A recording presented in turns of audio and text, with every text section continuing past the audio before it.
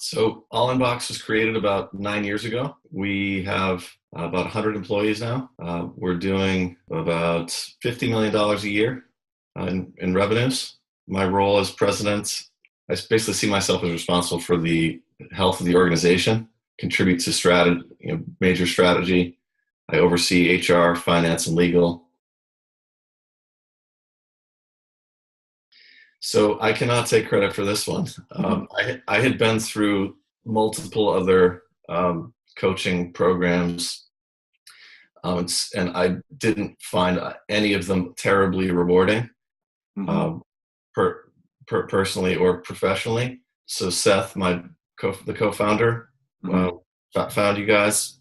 I'm actually not even sure how he found you. I think it might have been through one of our business partners. I went along with it because Seth was very passionate about it. He thought we had a long way to go in a variety of areas. I did not see that at the time. I thought we were functioning really well as a business. We had very sustained growth for a period of, I don't know, at the time it was probably 5 or 6 years. Year over year, we were 200%, 100% growth. From the very first time that we sat with you guys in the first hour or so, I realized it was a very different story. We got really inspired in a way that we hadn't been before by creating a vision together. Formerly, we were very just top down.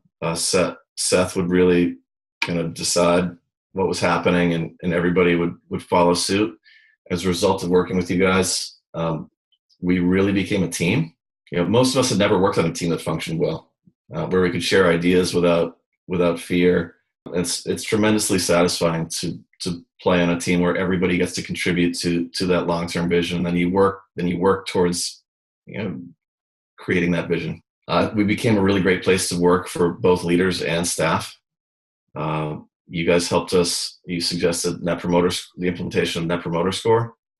We implemented that at the company level and at the sort of employee level, and our company level Net Promoter Score went from I think we were like 12 or 14 to start, and in the last quarter we were 62, which puts us among the upper echelons of companies in the U.S. Our comments. I'm more interested in creating a work environment where people find it rewarding and where they can have satisfying lives, and it's very clear that our staff thinks that, and there's just great energy throughout the company. When we started, I had one foot out the door. I was not super motivated. I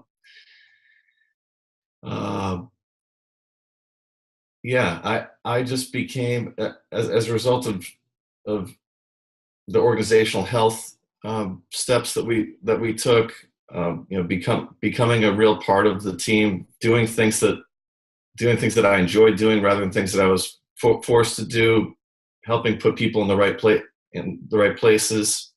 It just became tremendously rewarding to be working, and so I found myself working more and enjoying it more, and happier in my workplace. And so I became very engaged, and it also gave me a sense that I didn't have before of the value that I really could add to an organization.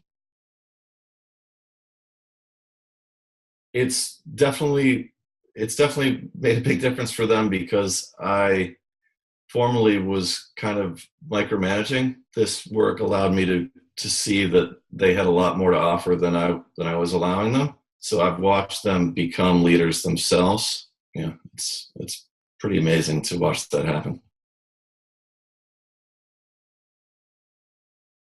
Building trust, having a team that focuses on trust as the core, as like the foundation.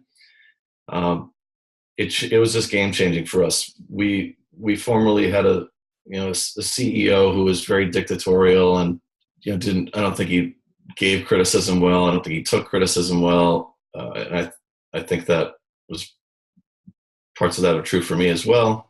Some of our other management, you helped us become a bit vulnerable with each other, Mm-hmm. It's not like trust falls and all that sort of Right. mumbo jumbo, but you facilitated conversations that helped us really build trust, and we learned how to talk to each other.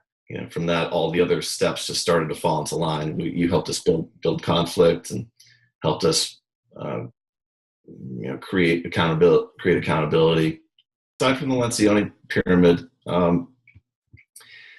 the implementation of the visionary, and I don't know what you call it, the executor, integrator, that was huge for us. Our CEO he's always been a great vision person, was not a great implementation person, was never really focused, not having somebody focused almost exclusively on the production of the health and production of the executive team. Incredibly helpful, and also, this sort of goes with the right people, right seats idea. Us putting our integrator into that role, she has just blossomed. She was formerly a project manager having a middling impact, and now she makes all of us 10 times better than we were before. I'll go with the meeting rhythm, the implementation of L10. Our meetings, this is particularly important for a work from home company. Our meetings, we would have one meeting with the entire staff every morning. You count up the man hours that we were putting into these meetings. It's sort of flabbergasting. At the time, I think we had 60 people or something, or 65 people on this call every morning, and it might last 45 minutes. That is a lot of hours. We just revised the whole structure. We created a partner meeting, an executive meeting, then a once a week full company meeting that only lasts 15 minutes. Information flow is just much, much better. I think you need to be big enough that I think you need to be large enough that you have organizational problems to solve, like larger organizational problems to solve. I think it would be helpful to do this for a very small company. I've been through a bunch of startup scenarios, and in a very small company, everybody kind of has to wear multiple hats until you're large enough where you need to figure out what the organization needs to look like. I'm not real confident that a company is ready for this type of coaching. The organizational health stuff would certainly be beneficial right from the start, but your program is much bigger than that, and yeah. This is actually, I think we're probably a little unusual from your other clients, in that I think that we have implemented the things that you wanted us to implement very effectively. Like for example, our Lencioni pyramid, we're top performers in pretty much every category, and every member of the executive team recognizes that, and everybody, it feels like a very well-oiled machine that we're running now. We have not seen revenue growth as a result of this, and that's largely part of industry specific. We rely so heavily on Gmail, for example, to drive our revenue, that if that one relationship isn't performing, we're going to have a hard time seeing growth. But what we have found is that we've been able to sustain very high revenues. We're certainly solving problems and finding other ways of driving revenue, so that if Gmail gets hit, our company just doesn't go down the tubes. We haven't seen great revenue growth yet. There's another important part of this answer, which is that we formerly were a company that was really just thinking about how to make money today. We are now a company that has a long-term, very long-term vision, that has priorities that are,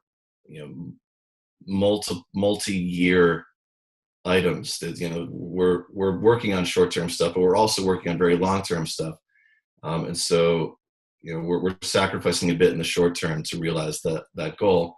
And we think we're gonna turn ourselves into $1 billion organization. It's just gonna take some time to get there.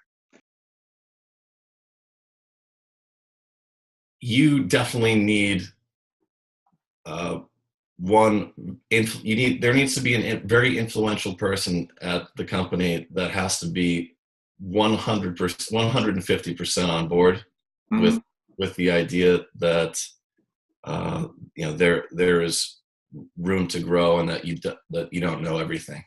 Both Susan and I, and it's not like I'm old, but I'm in my mid 40s now, and one of our other business partners is in her 50s. We were comfortable. Hmm. We're sort of getting set in our ways, and there needs to be somebody who's very open and wants to drive change in the organization. Hmm. For us, that was Seth, and I'm so glad that he had that perspective. I just want to thank you for what you did for us. Um, I'm quite sure that it's going to be paying dividends for the rest of my days.